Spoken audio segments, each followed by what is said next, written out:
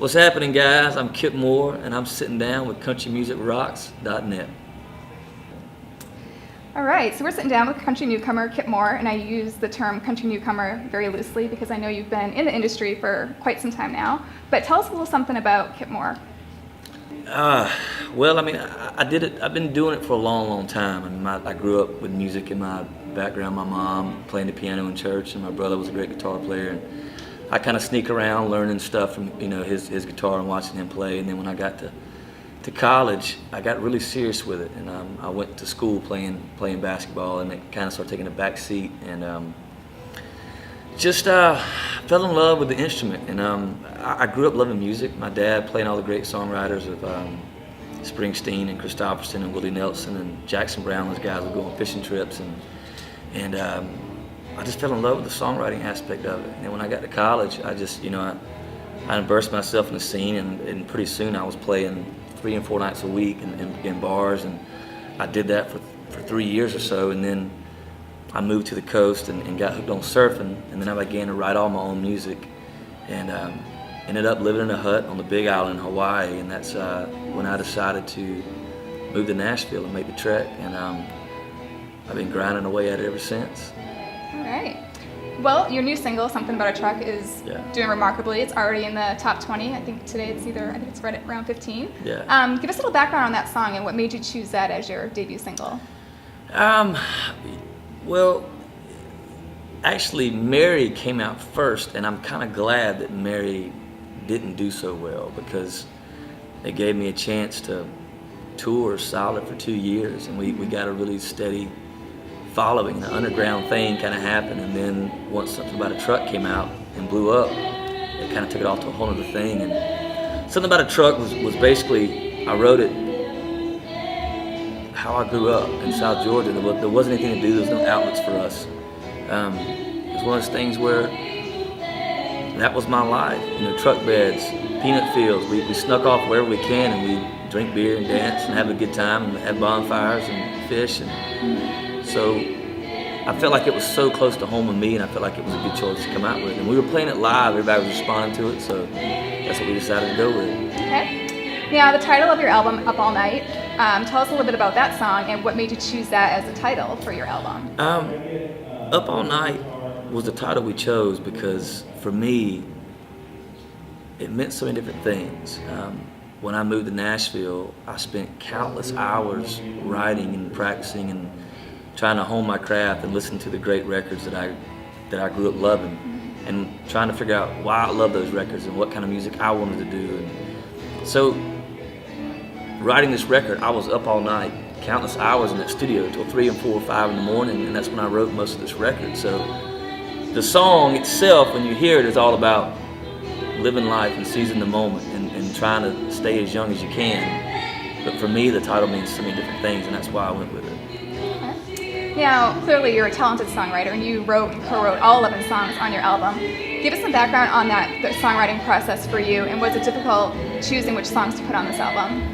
It was very difficult to choose which ones I wanted to go with for this record, just because I've probably written 400 or 500 songs, and so many of them become your baby, and you get drawn to so many of them. Right.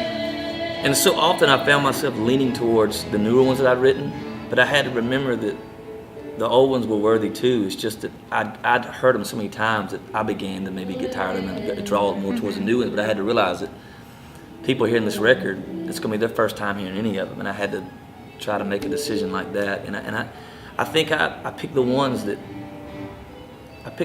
centered around most of the emotions that I had through this town the last 9 years in Nashville, trying to write this record. And I tried to find that common thread of the struggles I went through, coming through.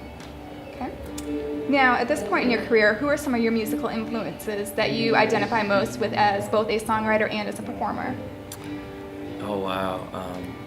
Songwriter, I always loved Christopherson. And Sunday Morning Coming Down is one of the greatest storytelling songs of all time. I've always been a big fan of Jackson Brown, I guess because of my dad. I was such a big fan, and I thought his lyrics were always so powerful. Springsteen, of course, as a performer, it's hard to beat the boss. I've been to several concerts, and the guy's amazing. Still at 64 or however old he is now. And Tom Petty, such a great show. Yeah, I mean, those guys just really influenced me a whole lot. I've noticed that, you know, all that stuff's kind of running through my veins, you know. So. And speaking of Springsteen, you've been compared. I've seen several media outlets compare you to the boss. What's that like? I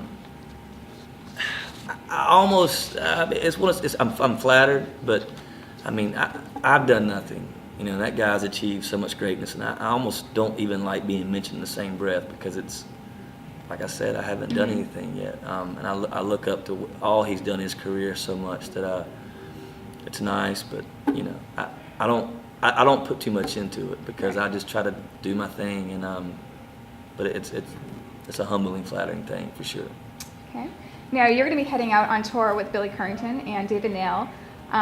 You've also toured with Billy previously. Yeah, correct? I've been out with Billy several times. Super cool guy, very laid back, you know, funny dude.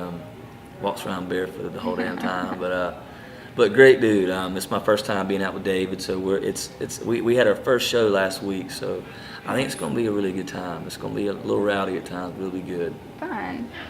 So we asked some of your fans to email in some questions, and man, here we go. We picked out a few for you. Kelly, she wants to know, since your new single is Something About a Truck, what kind of truck do you drive? My truck, actually, the transmission fell out on a highway. Like, I mean, it completely tanked out, so right now I'm driving an old Jeep, but I'm hunting for a truck right now, yeah. Okay. Brian wants to know if you play any other instruments in addition to the guitar. I dabble. I mean, I dabble on the piano, and I can, you know, hear stuff and mess around. But I mean, guitar is my main focus. I mean, that's what I write most of my songs around. I mean, all of them except one have been. I fiddled around wrote one on the piano, but most of them have all been on guitar. Okay. And Sarah wants to know, what is your all-time favorite movie that you could watch over and over again, and how many times have you seen it? Shawshank Redemption. Easy. I mean, it's the greatest dialogue of any. I've probably seen that movie 40 times. Okay. I might have to backtrack.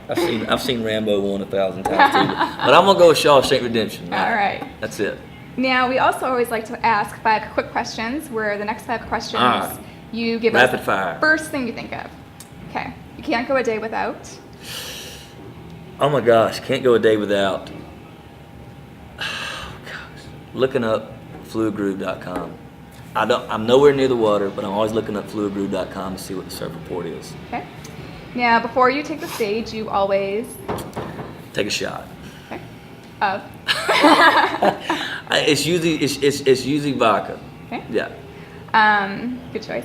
Favorite song to perform? Crazy One More Time. If your guitar could talk, what would it say about you? Put me down.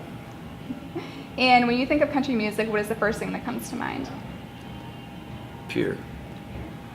All right. And last question, have you started thinking about how you're going to celebrate the release of your debut album, Up All Night? I haven't.